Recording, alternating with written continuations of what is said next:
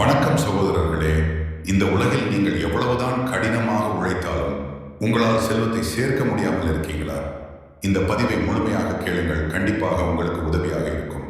உலகில் உள்ள அனைத்து மனிதர்களும் வாழ்வில் செல்வம் பெற விரும்புகிறார்கள். செல்வம் என்பது வெறும் பணம் மட்டுமல்ல, அது அறிவு, அன்பு, அருள் மற்றும் ஆன்மீக உயர்வு ஆகியவற்றையும் உள்ளடக்கியது. பலர் செல்வத்தை அடைய கடுமையாக உழைக்கிறார்கள். சிலர் தவறான வழிகளில் செல்வத்தை திரட்டுகிறார்கள். ஆனால் உண்மையான செல்வம் எது? அதை எப்படி அடைவது? இந்த கதை சிவபெருமான் ஒரு ஏழைக்கு செல்வந்தனாகும் வழியை கூறிய புராண கதையாகும். புராணங்களில் குபேரன் செல்வத்தின் கடவுளாக அறியப்படுகிறான். அவன் உலகின் அனைத்து பணம், தங்கம், கனிமங்களின் உரிமையாளன். இந்தியாவில் இலக்குமியை செல்வத்தின் தெய்வமாக கருதினாலும் இலக்குமி ஒருவரின் வாழ்க்கையில் ஒட்டுமொத்த அதிர்ஷ்டத்தின் தெய்வமாவார். குபேரன் எவ்வாறு செல்வத்தின் கடவுளானான் என்பதற்கு பல கதைகள் உள்ளன. சில நூல்கள் அவன் முந்தைய பிறவியில் திருடனாக இருந்தான் என்றும் சிவபெருமானின் அருளால் செல்வத்தின் கடவுளானான் என்றும் கூறுகின்றன. வேறு சில நூல்கள் அவன் இராவணனின் சகோதரன் என்றும் கூறுகின்றன. இந்த கதை முதல் வகையைச் சேர்ந்தது. சத்யுக காலத்தில் யஞதாத்தா என்ற பிராமணன் ஒருவன் இருந்தான். அவன் தன் மனைவி மற்றும் மகனுடன் வாழ்ந்து வந்தான். அவன் மகனின் பெயர் குனிதி. குனிதி சிறுவயதிலிருந்தே தன் தந்தைக்கு நேரெதிரானவனாக இருந்தான். அவன் இளம் வயதிலேயே சூதாட்டத்தில் ஈடுபடத் தொடங்கினான்.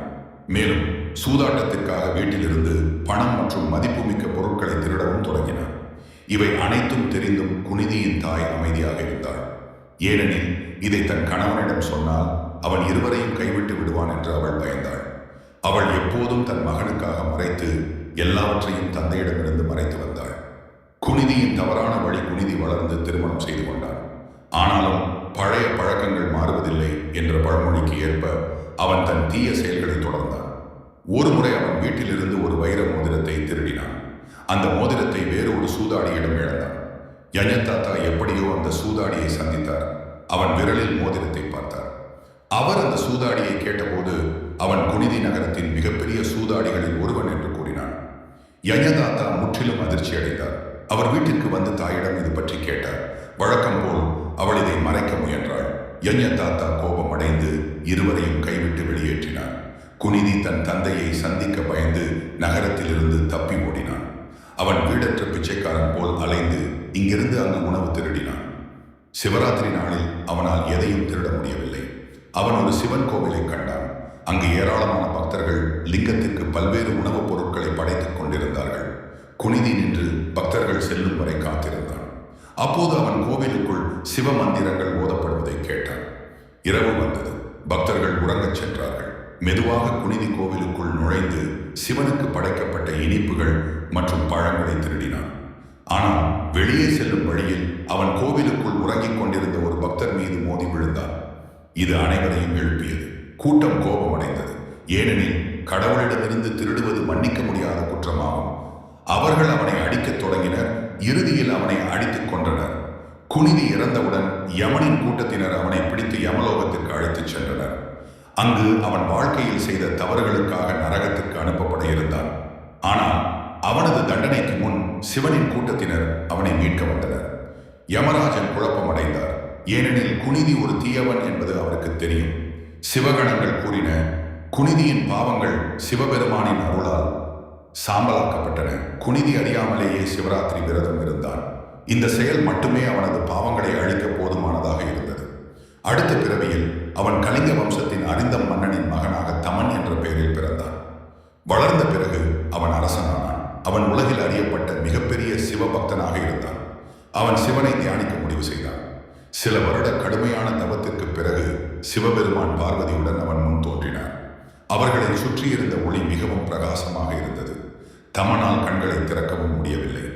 சிவபெருமான் அவன் என்ன விரும்புகிறாய் என்று கேட்டபோது தமன் தனக்கு சிவபெருமானை சரியாக பார்க்க தெளிவான பார்வை வேண்டும் என்று கூறினான். சிவபெருமான் அவனுக்கு தெய்வீக பார்வையை அருளினார். தமன் சிவன் மற்றும் பார்வதி இருவரையும் ஒன்றாக பார்த்தான். அவன் பார்வதியை கண்டு வியப்படைந்தான். இந்த கதையின் தொடர்ச்சியாக சிவபெருமான் தமனுக்கு செல்வந்தன் ஆவதற்கான வழியை கூறியதாக புராணங்கள் கூறுகின்றன. சிவபெருமான் கூறியதாவது, அன்பனே, உண்மையான செல்வம் என்பது உன் மனதில் இருக்கும் தூய்மையில் தான் தொடங்குகிறது. ஒருவன் எவ்வளவு பணம் சேர்த்தாலும் அவன் மனம் தூய்மையாக இல்லை என்றால் அந்த செல்வம் அவனுக்கு நிம்மதியை தராது. செல்வந்தனாக வேண்டும் என்றால் முதலில் உன் மனதை செல்வந்தனாக்கு. சிவபெருமான் தொடர்ந்து கூறினார், செல்வத்தை அடைய 3 முக்கியமான வழிகள் உள்ளன. முதலாவது நேர்மை. நேர்மையான வழியில் சம்பாதித்த பணம் மட்டுமே நீண்ட காலம் நிலைக்கும். இரண்டாவது ஈகை. நீ சம்பாதித்ததில் ஒரு பகுதியை ஏழைகளுக்கு கொடு, அது உன் செல்வத்தை மேலும் பெருக்கும். மூன்றாவது திருப்தி. உனக்கு கிடைத்ததில் திருப்தியாக இரு, பேராசை செல்வத்தை அழிக்கும். மேலும் சிவபெருமான் கூறினார், நீ முன்பிறவியில் திருடனாக இருந்தாய், ஆனால் சிவராத்திரி விரதத்தின் புனிதத்தால் உன் பாவங்கள் போக்கப்பட்டன. இப்பிறவியில் நீ அரசனாக பிறந்துள்ளாய். இது உனக்கு கிடைத்த வாய்ப்பு. இந்த வாய்ப்பை சரியாக பயன்படுத்து. நேர்மையாக ஆட்சி செய். உன் குடிமக்களை அன்புடன் நடத்து. அவர்களின் தேவைகளை பூர்த்தி செய். அப்போது உன் செல்வம் மேலும் பெருகும். சிவபெருமானின் அருளையும் அவர் கூறிய வழிகளையும் பின்பற்றி தமன் மிகவும் நேர்மையாக ஆட்சி செய்தான். அவன் தன் குடிமக்களின் தேவைகளை பூர்த்தி செய்தான். ஏழைகளுக்கு உதவினான். கோவில்கள் மற்றும் தரும இடங்களுக்கு நன்கொடைகள் வழங்கினான். தமனின் ஆட்சியில் அவனது நாடு செல்வத்தில் திகழ்ந்தது. மக்கள் மகிழ்ச்சியாக வாழ்ந்தனர். எந்த ஒரு குறையும் இல்லாமல் இருந்தது. தமன் தன் முந்தைய பிறவியில் செய்த தவறுகளை நினைத்து இப்பிறவியில் நல்லவனாக இருப்பதில் மிகவும் கவனமாக இருந்தான். ஒருமுறை தமன் தன் அரண்மனையில் அமர்ந்திருந்த போது ஒரு முனிவர் வந்தார். அவர் தமனிடம், அரசனே, உன் நாடு செல்வத்தில் திகழ்கிறது, ஆனால் உண்மையான செல்வம் எது என்று உனக்கு தெரியுமா என்று கேட்டார். தமன் பதிலளித்தான், முனிவரே, செல்வம் என்பது பணம், தங்கம், நிலம், பொருட்கள் அனைத்தும் தான். ஆனால் சிவபெருமான் எனக்கு கூறியது, உண்மையான செல்வம் மனதின் தூய்மை, நேர்மை, ஈகை, திருப்தி ஆகியவை என்று. முனிவர் மகிழ்ச்சியுடன் கூறினார், அரசனே, நீ உண்மையிலேயே ஞானம் பெற்றுள்ளாய். உன் முந்தைய பிறவியில் நீ திருடனாக இருந்தாய், ஆனால் இப்பிறவியில் நீ செல்வந்தனாக மட்டுமல்ல, ஞானியுமாக இருக்கிறாய். இது சிவபெருமானின் அருள். குபேரனாக பிறப்பு. தமன் தன் வாழ்க்கையின் இறுதியில் சிவபெருமானை மீண்டும் தியானித்தான். அவனது பக்தியால் மகிழ்ந்த சிவபெருமான் அவனுக்கு காட்சி தந்து கூறினார், தமனே, உன் முந்தைய பிறவியில் செய்த பாவங்களை நீ முற்றிலும் போக்கிவிட்டாய். இந்த பிறவியில் நீ நேர்மையாக வாழ்ந்தாய், ஏழைகளுக்கு உதவினாய், கோவில்களை பராமரித்தாய். உனது அடுத்த பிறவியில் நீ குபேரனாக பிறப்பாய். உலகத்தின் அனைத்து செல்வங்களுக்கும் அதிபதியாவாய். இதை கேட்ட தமன் மிகவும் மகிழ்ச்சி அடைந்தான். அவன் சிவபெருமானை வணங்கி, இறைவா, உன் அருளால் நான் இத்தனை உயர்ந்த நிலையை அடைகிறேன். ஆனால் நான் ஒன்றை கேட்க விரும்புகிறேன். நான் குபேரனாக பிறந்தாலும் நான் என்றும் உன் பக்தனாகவே இருப்பேன். எனக்கு நேர்மையான வழியில் செல்வத்தை நிர்வகிக்கும் திறனை அருள்வாயாக என்று வேண்டினான். சிவபெருமான் அவனை ஆசீர்வதித்து, அப்படியே ஆகட்டும், நீ உலகத்தின் மிகப்பெரிய செல்வந்தனாக இருந்தாலும் பேராசை உனக்கு வராது. நீ நேர்மையாக செல்வத்தை நிர்வகிப்பாய். உனது செல்வம் உலக நன்மைக்கே பயன்படும் என்று அருளினார். குபேரனாக உருவாக்கம் குபேரனாக தமன் பிறந்தான். அவன் கைலாய மலையில் சிவபெருமானுடன் வாழ்ந்தான். அவன் உலகின் அனைத்து செல்வங்களையும் சேர்த்து அவற்றை சரியாக நிர்வகித்தான். அவன் பேராசையற்றவனாக, தாராள குணம் கொண்டவனாக, நேர்மையானவனாக இருந்தான். குபேரன் சிவபெருமானுக்கு மிகவும் பக்தியுடன் இருந்தான். அவன் தன் செல்வத்தின் ஒரு பகுதியை எப்போதும் சிவபெருமானின் பூஜைக்கும், கோவில்களின் பராமரிப்புக்கும், ஏழைகளின் நலனுக்கும் பயன்படுத்தினான். அவன் செல்வத்தின் கடவுளாக இருந்தாலும் பணத்தின் மீது அவனுக்கு பற்று இல்லை. அவன் செல்வத்தை ஒரு பொறுப்பாகவே பார்த்தான்.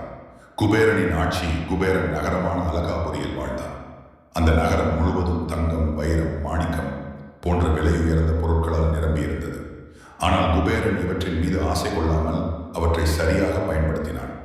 ஒருமுறை நாரத முனிவர் குபேரனை சந்திக்க வந்தார். அவர் குபேரனிடம், குபேரனே, நீ உலகின் மிகப்பெரிய செல்வந்தன், ஆனால் நீ எப்படி இவ்வளவு பணிவாக இருக்கிறாய்? உனக்கு செல்வத்தின் மீது ஆசை இல்லையா என்று கேட்டார். குபேரன் பதிலளித்தான், முனிவரே, எனக்கு செல்வத்தின் மீது ஆசை இல்லை. ஏனெனில் இந்த செல்வம் அனைத்தும் சிவபெருமானின் அருளால் கிடைத்தது. நான் முந்தைய பிறவியில் திருடனாக இருந்தேன். சிவபெருமான் எனக்கு இந்த வாய்ப்பை கொடுத்தார். நான் இந்த செல்வத்தை நேர்மையாக நிர்வகிக்க வேண்டும். பேராசை என்பது செல்வத்தை அழிக்கும்.